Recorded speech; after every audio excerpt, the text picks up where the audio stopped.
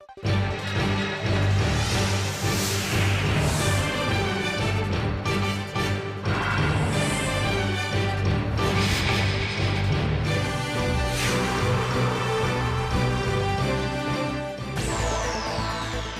our broadcast tonight, unfavorable weather and tidal conditions hamper search and rescue operations nearby the sunken Sewol-ho ferry.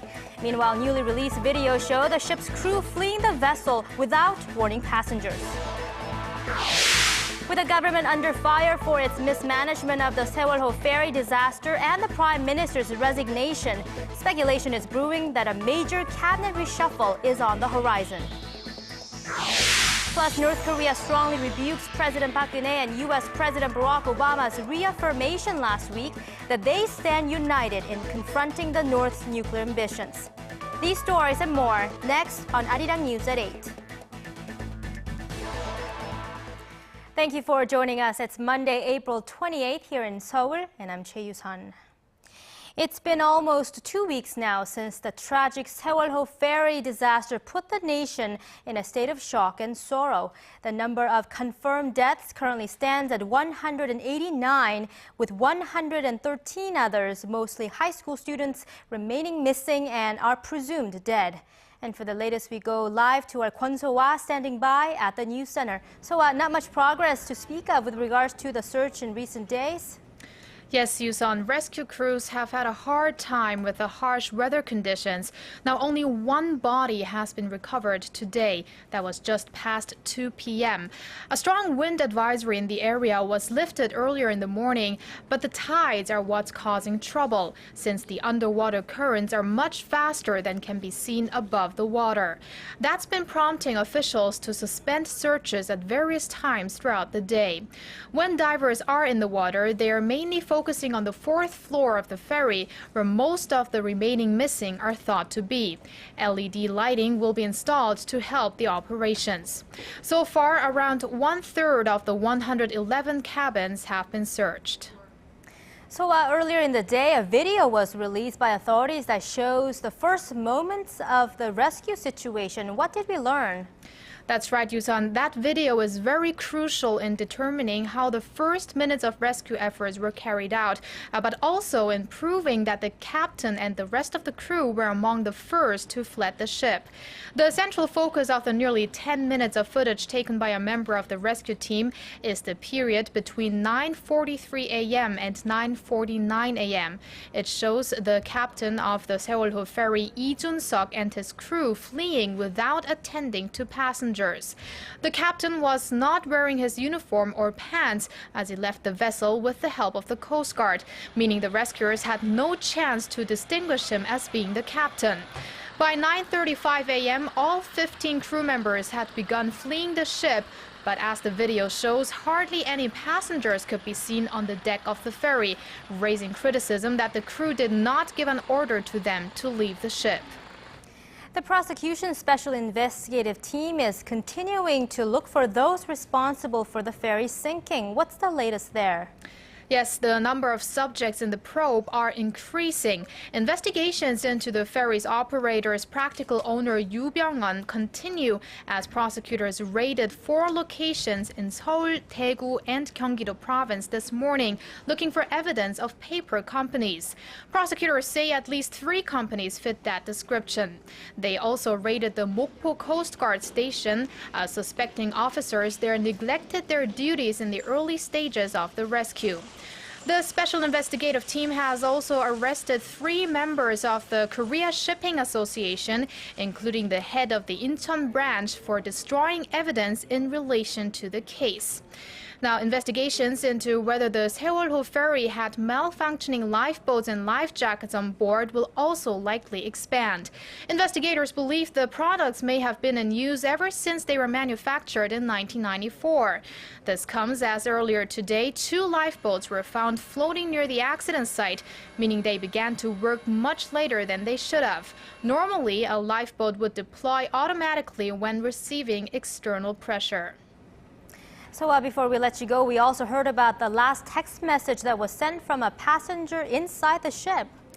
Yes, that's right. Investigations revealed that at 10:17 a.m. on the day of the accident, a message sent via the messaging service KakaoTalk was the last reception from a mobile phone inside the ship. It apparently came from a student. That was around 10 minutes before the last survivor was saved. The investigation headquarters is analyzing around 400 messages and pictures sent through KakaoTalk to get a clearer image of what happened on the day of the tragic accident. Now that's all I have for now, but I'll be back with more updates in around 2 hours. Memorial altars for the victims of the Sewol-ho tragedy have been set up nationwide in 17 different cities and provinces. The altars will be open to the public 24 hours a day. The memorial altar at Seoul Plaza is officially open to the public from 7 a.m. to 11 p.m. However, anyone can pay their respects at other times as well. And a temporary altar set up at Ansan Olympic Memorial Hall, the city hit hardest by the ferry disaster, remains open to the public through this Monday. And starting Tuesday, an official altar at Ansan will be set up at Hwarang Park. The altars are scheduled to remain in place until all of those who died in the disaster are returned to their families. Tanwan High School, from which some 300 students and teachers were on board the Sewol-ho ferry, resumed classes for all grades on this Monday. The school will provide counseling and psychological support services to help students grieving the loss of their friends. Park Ji-won tells us more.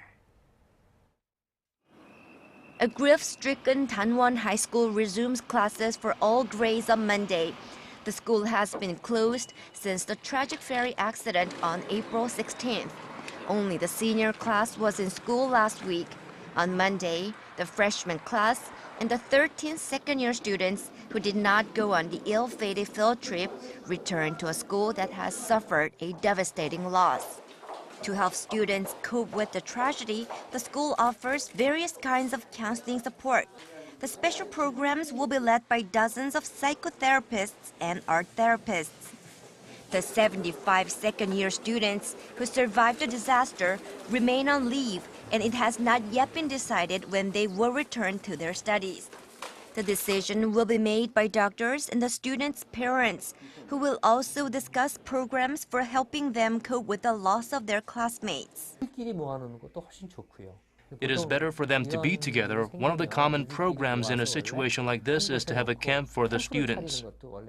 The parents of the surviving students plan to have their children participate in such a healing program, which will be staffed by therapists, medical doctors, and education experts. Park Ji-won, ARIRANG News.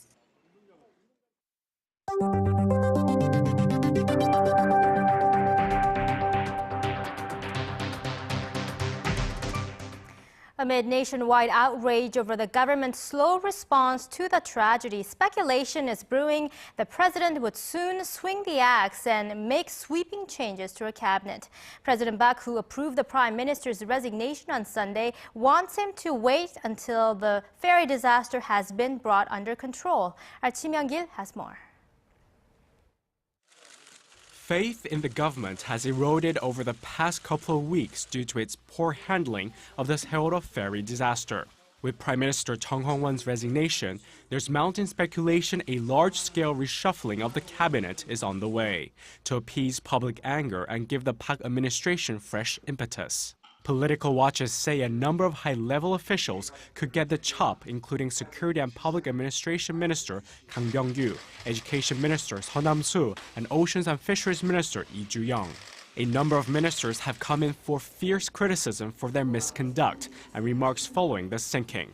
The ruling Henry Party says a reshuffle will give momentum to reforms in the country to prevent a similar disaster occurring again.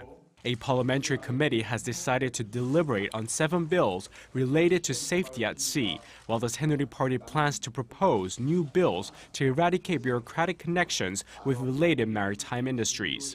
The main opposition New Politics Alliance for Democracy is also preparing to unveil its own ideas on how to improve public safety. As the June 4th local elections edge ever closer, President Park's tumbling approval rating could damage the Henry Party's chances. The opposition party is expected to continue attacking the ruling party over Chung's resignation and its mishandling of the ferry disaster. Kim Young-geun, ARIRANG News. Now, as the whole country remains rocked over the fatal ferry disaster, many people are still in mourning and are spending less and refraining from leisure activities. And this is casting a cloud on the nation's road to economic recovery. Our Hwang Ji-hye has the details. Around 250 events and cultural festivals were canceled across the nation after the Sewol-ho ferry submerged in waters off the southern coast of Korea last Wednesday.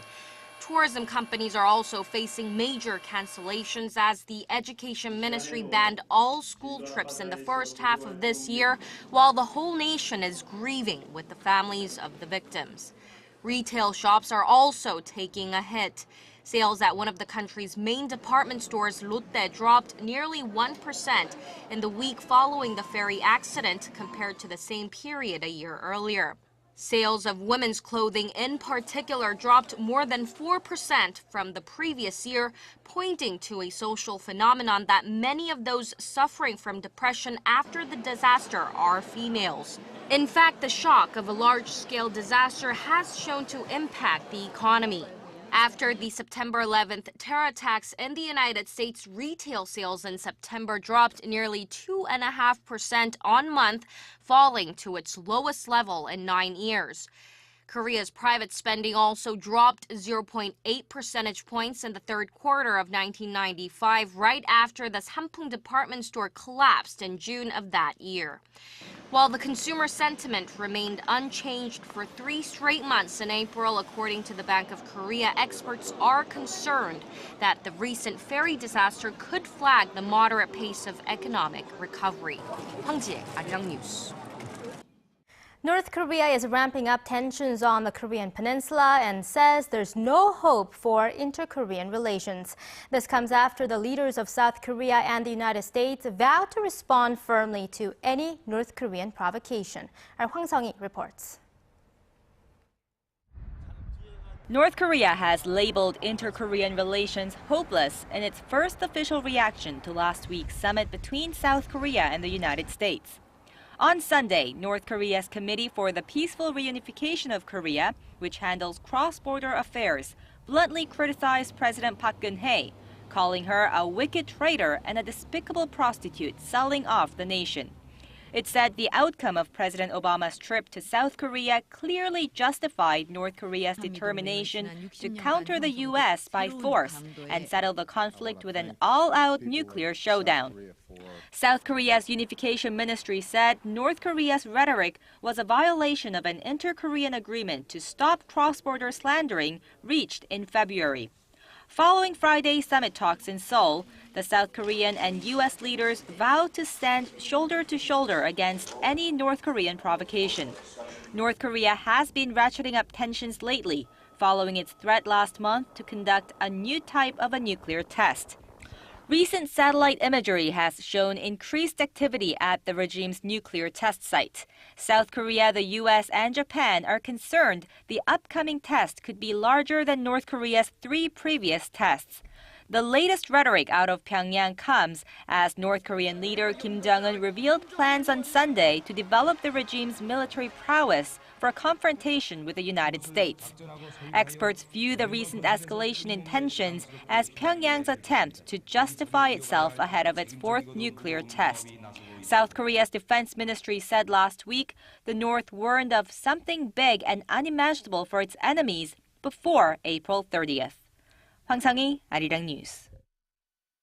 With concerns growing about another nuclear test by North Korea, South Korea's Foreign Minister Yoon Byung-se will chair a UN session on nuclear weapons next week. Seoul's Foreign Ministry said Monday that Yoon will be on a 5-day visit to New York from Saturday to assume South Korea's 1-month presidency at the UN Security Council in May. The South Korean diplomat will host an open discussion on the execution of UN Security Council Resolution 1540 next Wednesday. South Korea is the chair country for the 1540 Committee, which was established to prevent the spread of weapons of mass destruction to non-state actors. North Korea human rights activist Suzanne Schulte has called on South Korean politicians to come together and have a united voice in calling for improved human rights conditions in North Korea. If not, she says, they will be regarded as enablers of a disaster as tragic as the Sewol-ho ferry accident. Our Na Yeon-kyung has this report. South Korean politicians who refuse to pass a North Korea Human Rights Act are like the captain of the sunken Sewol-ho ferry, says North Korea human rights activist Suzanne Schulte. Those people remind me of the captain of the Sewol ferry because this man turned away from people whose lives were in terrible danger and hid his face. And this is what people are doing that won't address the North Korean human rights issues. They're hiding their faces and ignoring the political prisoner camps, the starvation, the crimes against humanity, the fact that women are being bought and sold and trafficked in China. North Korean women, it's happening today. Schulte says even if North Korea's human rights violation cases are referred to the International Criminal Court, as suggested by the UN Commission of Inquiry after publishing a report last month, it will have limited effects. And that's because China and Russia will obviously block progress because they don't believe, as members of the Security Council, that the Security Council has the right to be involved and address human rights issues. And that's why South Korea's role is crucial. She says an average North Korean no longer believes what they're being told by the regime is true. The people in North Korea have access to the outside world, and the outside world can and should utilize this. I believe that most people that are in that dictatorship are really questioning whether blindly following Kim Jong-un is the way forward.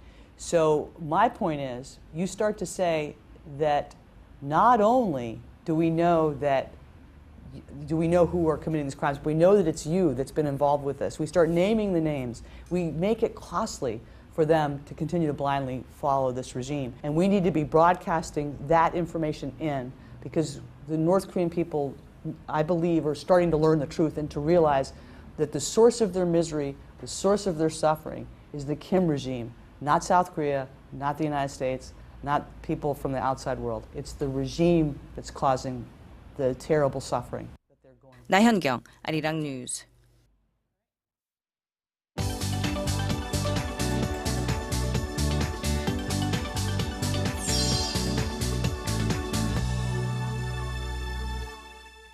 It's time to check on stories making headlines on the global front, from rising tensions in Ukraine to civil unrest in Egypt. We go live to our Paul Lee at the News Center. Let's start with Ukraine, Paul. We've seen clashes on the ground continuing to erupt in eastern part of the country, but what's the latest development on the diplomatic front? Well, right now, there are no signs of tensions letting up. The European Union and the United States are expected to soon announce a fresh round of sanctions against Russia. Ambassadors from 28 EU nations are meeting in Brussels at this very hour to punish Moscow for allegedly destabilizing Ukraine. Our Shin Se-min has the details. The United States and the European Union are preparing new sanctions against Russia over Moscow's actions in Ukraine. During a meeting Monday, EU diplomats are widely expected to adopt additional measures and agree on a list of individual Russians facing sanctions. The U.S. is also expected to announce new economic sanctions on Russia for its engagement in Ukraine this week. They will target Moscow's defense industry. Deputy U.S. National Security Advisor Tony Blinken said Sunday that the latest measures will exercise additional pressure on the corporate officials closest to Russian President Vladimir Putin. On the ground in Ukraine on Sunday, pro-Russian rebels freed one of 8 European military observers they've taken hostage in eastern Ukraine, citing medical reasons, but stated they had no plans to release the other 7. Earlier that day, all 8 observers from the Organization for Security and Cooperation in Europe marched out in public under armed guards for the first time and said they weren't being mistreated. The separatists say they'll release the group if some of their own jailed activists are let out. The West has criticized the group's capture, and Moscow has said it is ready to help secure the release, but hasn't yet taken action. Shin Se-min, ARIRANG News. And I'm sure, Paul, you'll be giving us more updates on their meeting in Brussels as they come. But let's take a look at Southeast Asia now. U.S. President Barack Obama has arrived in the Philippines as part of his ongoing diplomatic tour in East Asia and Southeast Asia. What should we expect out of this visit? Well, according to the White House, President Obama's diplomacy drive is aimed at boosting bilateral trade and reaffirming Washington's commitment to the Asia-Pacific region.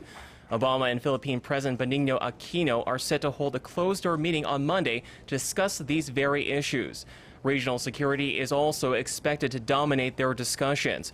Prior to Obama's arrival, the U.S. ambassador to Manila and Philippine defense chief signed a new defense agreement, which would pave the way for more U.S. troops as well as military vessels and aircraft throughout the country.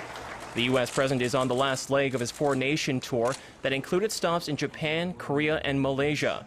During his visit to Seoul this past weekend, President Park Geun-hye and Obama agreed to jointly work together in deterring further provocations from North Korea, including a possible fourth nuclear test. And let's now shift our focus to the United States, where a series of tornadoes have ripped across the Midwest. Paul, can you give us an idea of the damage caused by this natural disaster? Yusun, this massive storm system has been sweeping over the central and southern U.S., devastating town after town. At least 17 people have reportedly been killed by the tornadoes, with a majority of those victims living in Little Rock, Arkansas.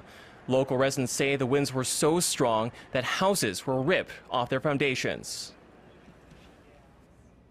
You know, I saw some of the biggest trees just turned upside down, and literally the houses picked up and set on top of cars. It was, you know, over there, some of the garages are just literally out, the cars in the garage, in the yard.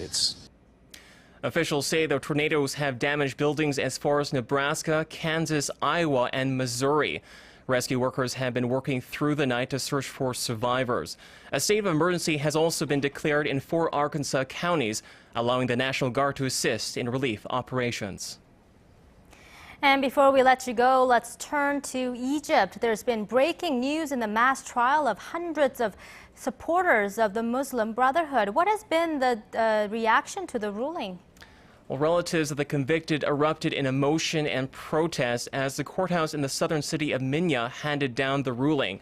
The Egyptian court recommended the death penalty for the leader of the Muslim Brotherhood, Mohammed Badieh, and 682 supporters. The hearings have drawn widespread criticism as the court prevented the defense from presenting their case. The right to a defense was breached. In a normal case with a defendant who killed someone, it takes 1 or 2 years. But here, it was wrapped up after the first session directly. Egypt's top Islamic authority, the Grand Mufti, will now have until June to approve or reject the death sentences. However, this final decision is widely considered to be a formality. Yusun? All right, Paul, thank you for that update, and we'll see you back here in just about 2 hours.